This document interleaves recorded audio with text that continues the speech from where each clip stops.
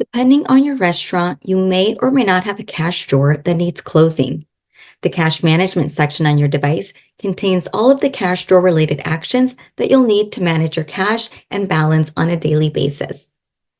Navigate over to Cash Management and select Cash Drawers.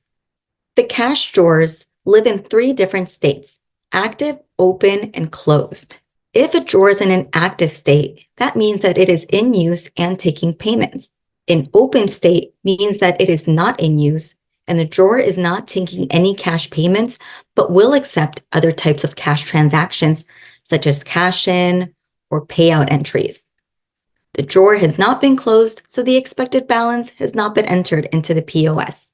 And the third state is a closed state, which means the drawer is not taking cash payments or other cash transactions. The bills have been counted and the actual closing balance has been entered into the POS. You can change the state of cash drawers as needed during the restaurant business hours. And if a drawer has been locked to us, we'll need to close out the cash drawer before we can clock out.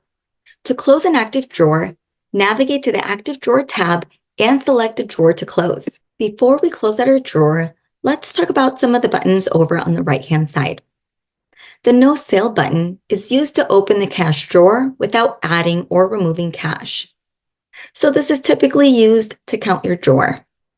The Cash In function adds cash into the restaurant.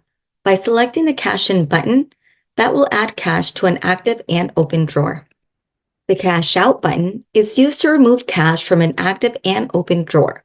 So this is typically done when there is too much cash in the drawers and some needs to be removed to a safe or to another safe location. The Cash Drop button removes cash from an active drawer or open drawer without closing it. New Drawer will allow us, after closing one drawer at the end of the shift, we may need to open another for the start of the next shift. Adjust Starting Balance will allow us to adjust that starting balance.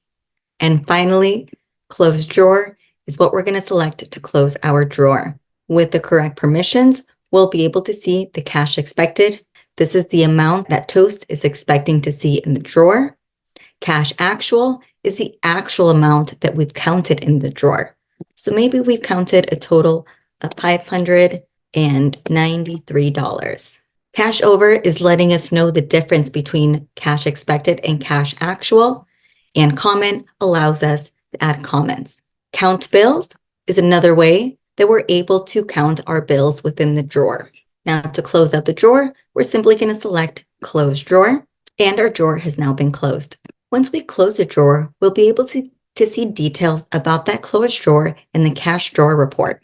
Please keep in mind that anytime we close a cash drawer, another drawer will open under Active. So if applicable, once we close our cash drawers, now we can move on to clocking out. And also to quickly show us, once we have closed out our drawer, if we navigate back to Closeout Day, because the drawer has been closed, we will now see the End Date button and the Auto Resolve button.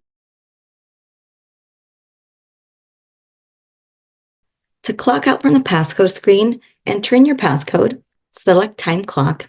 We'll select the Clock Out button at the bottom of our screen. This will take us back to the shift review, and once again, once we've completed the steps within the shift review, we'll be able to select Clock Out and complete our shift review. We'll also have the opportunity to print our shift review. Thank you so much for watching this video. For more information and helpful resources, please make sure to check out Toast Central.